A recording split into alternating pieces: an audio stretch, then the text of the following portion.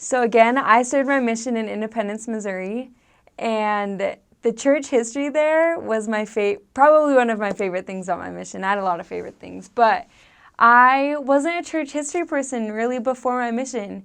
And I served in the visitor center for 9 months. It was right in Independence, and it was across the street from the Community of Christ Temple, and it was diagonal to the Church of Christ Temple Lot Church. And just history was everywhere. And it was such a cool experience to be able to live history that I've heard about my whole life. To live in a place that was so important to the early saints, where they were starting to construct a temple, where Liberty Jail is that Joseph Smith was held in, where Adam-ondi-Ahman is.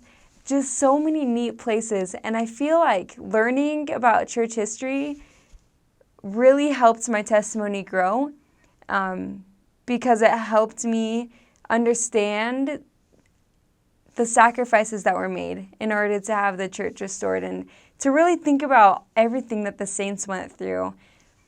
And living there was a neat opportunity because it made it all that much more real for me.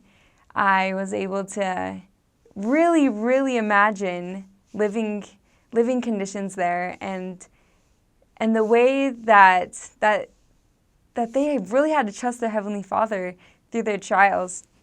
And ever since I've been home, church history has kind of been a thing of mine now.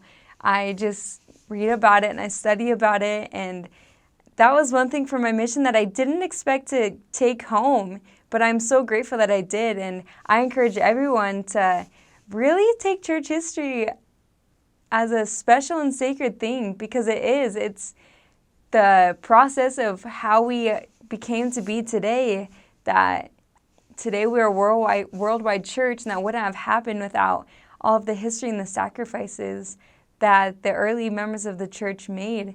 And I'm so grateful for their example of faith and endurance and patience and charity. I'm so grateful that we can continue to learn from them as we study about their stories. And I invite everyone to do that, to really take in the stories that they left for us, to apply the principles in our lives that they lived themselves, and see how your own testimony grows and how you come closer to our Heavenly Father by doing so.